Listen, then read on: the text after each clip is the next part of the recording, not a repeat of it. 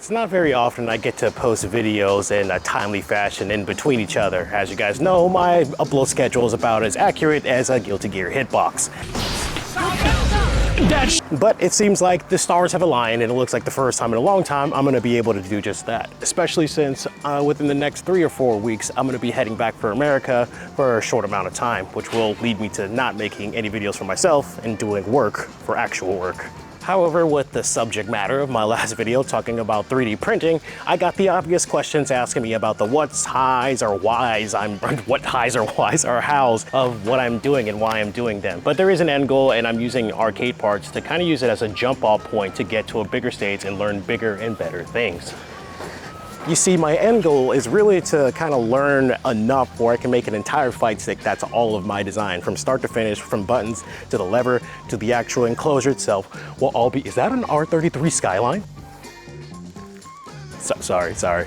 However, a video like this is not going to be exactly structured for the most part. Fun fact, I don't know if you guys can hear the things behind me, but these are called cicadas, the little anime insects noises you always hear in the background of the animes. Apparently these things breed in the trees and then their little babies like fall into the ground. Take a guess on how long they stay in the ground.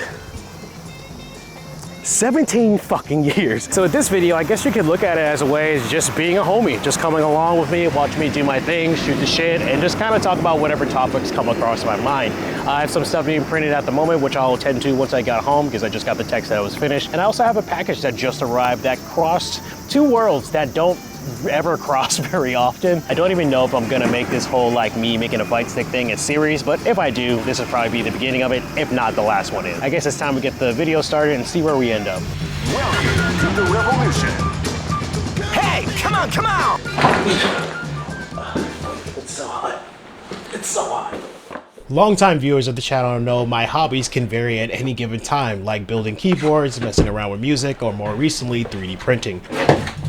However, it's been pretty clear that my most consistent hobbies have been fighting games and drifting over the last couple of years, and this box right here that came all the way from New Zealand crosses both of those worlds together, thanks to Limit Break. I mean, come on, tell me you're not a Tekken fan without telling me you're a Tekken fan. Oh my god, but Alex is promoting another person on his channel? But why? You see, this guy actually put a lot of work in trying to get this package to me. You see, he actually contacted me back in April. Correction, we started talking back in January, but this whole package thing didn't happen until April. But by the time he was getting ready to send it to me, I was a little busy.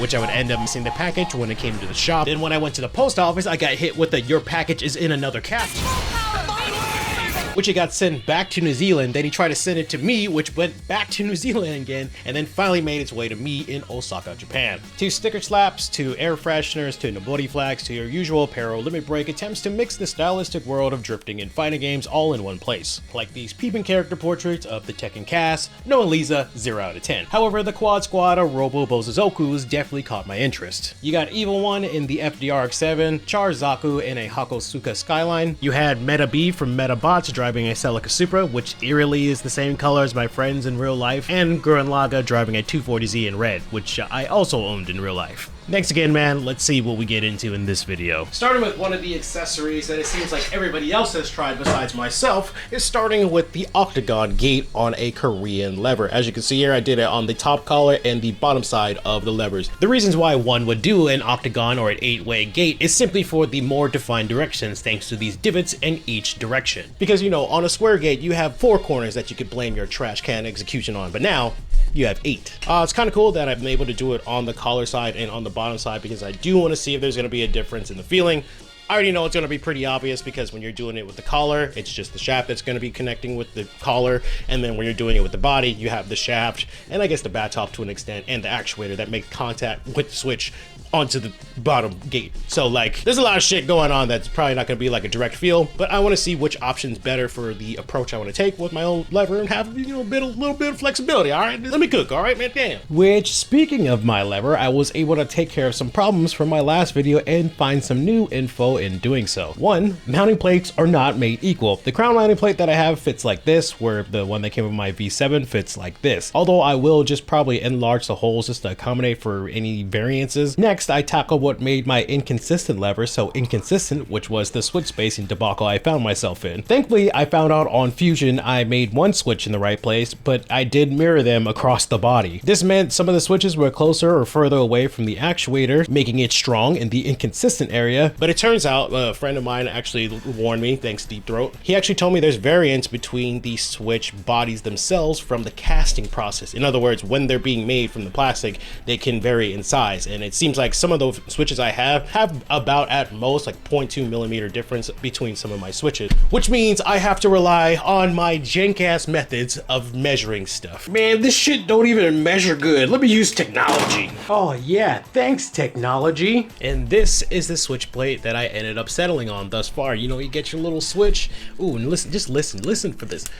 Yeah. Anyway, it fits in there just like that. Pretty fine, snug fit. But this right here, it was extremely satisfying to make. Now, I was gonna mention like this little Rode wireless thing that I made in my last video, but I felt like it didn't really fit the grand scheme of things. But sometimes you need the little victories to keep you going forward. That was when I was printing out hella like failed lever attempts, and I was kind of getting down on myself. Thankfully, right now I'm at a really good place of where my lever is. It feels the way I want it to. It plays the way I want it to, at least so far. Even with this just alone, because that is not just a square. Some of you might recognize that. And since the video, I haven't made any throwaway prints since. I'm pretty much just finalizing things and kind of tweaking things here and there, but I haven't had the need to throw an entire lever away because I didn't realize a mistake and print that mistake and have to deal with that mistake when I get it here on my desk. For fun, let's see what my return to neutral looks like on my lever compared to the levers that I have here.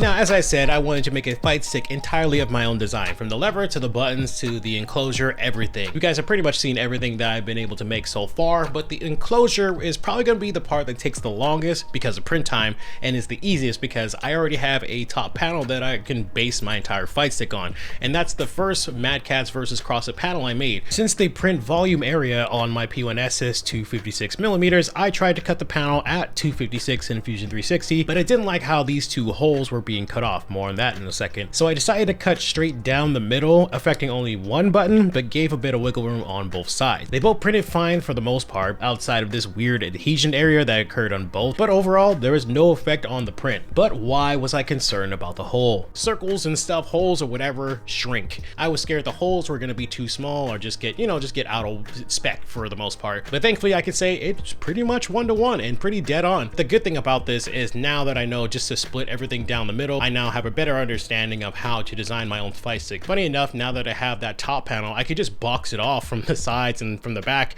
and pretty much just make a fight stick just like that. If I do that, I 1000% need to make the panels way thicker than they already are. 2 millimeters is not nearly enough, it's too much flex, unless I run some type of supports on the inside, which is an idea that's brewing in my head. Testing the build volume yet again, I made these side plates that have pretty much nothing on them, they're just blanks, and I just wanted to see how they actually fit on the build plate, which was interesting because they don't work this way or that way. They had to be diagonal because that was the only way they fit. It seemed like when it had to go all the way back to the corner and do like little small adjustments here or there, the chain or the line that has the filament in it was hitting the top of the printer. But as scary as it was, it didn't affect the print at all. It came out relatively flawless. For the most part, that's pretty much everything caught up. I will be continuing on whatever I have started in this video or whatever it has not been in this video and see where it goes from there, and I'll relay whatever happens after that. But the thing to do now is to play on the one thing I have never played on in a Korean lever, and that's the Octogon gate that I talked about earlier.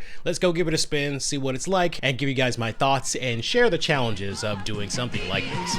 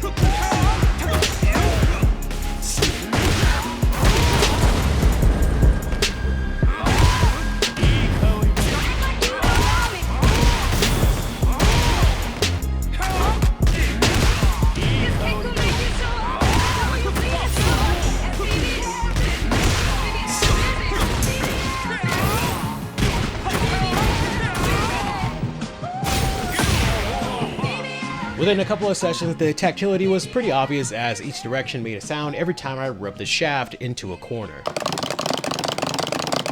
This would subconsciously give me not only a confirm through my hand, but audio cues as well, since the collar was a bit louder than usual. Hearing 3 doot doot doots would give me quarter circle, or if I would hear doot doot doot neutral doot, it would be a waifu coming from my Zentai Gomi waifus on one player side. Switching to the Octogon within the body, it was a more subtle approach. The audio cues were buried under the fight stick deck, and I would assume, I'm no goddamn scientist here, would probably help with hand fatigue, as the corners don't feel as violent or pronounced as it does on the collar. As I am making my own parts, I do have to deal with the situations where it doesn't work sometimes, as I think I made the Octogon on the body too small, where it would max out on the actuator, but it wouldn't reach the ends of the collar. So I think I need to make the Octogon on the body side a little bit bigger and then give it a try again. This is just fun time Alex here. So I was trying to print one of the gates, and yeah, that's not how it's supposed to be.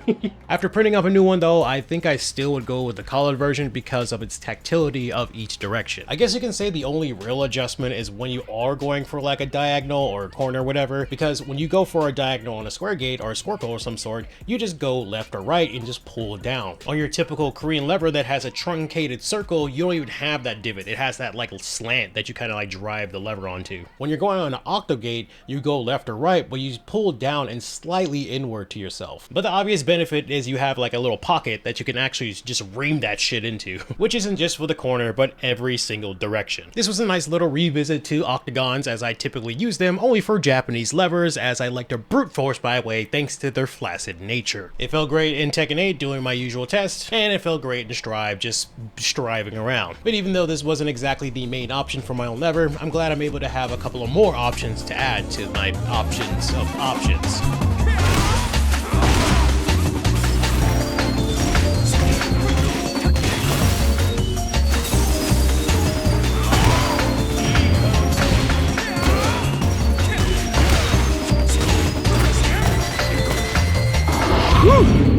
As 2:40 a.m. begins to roll around at this time, it is officially end of the journey of the Octogate, or almost in a way a revisit in some cases. Now I don't know if I mentioned this earlier, but if you're somebody who doesn't ride the game and rely on the guide to, get your directions, you're probably not gonna benefit that much to an Octogate, because in order to feel that tactility, to feel that like direct input, you need to ride the gate in order to feel those directions. So thought I'd throw that out there. But one thing I do need help with is I don't have a name for my lever yet. I was thinking of calling it like the nameless lever because I don't have a proper name for it. And then the more anime-esque route, what I was gonna call it the burning lever, which is a homage to Burning Gundam from G Gundam. As you guys know, Gundam.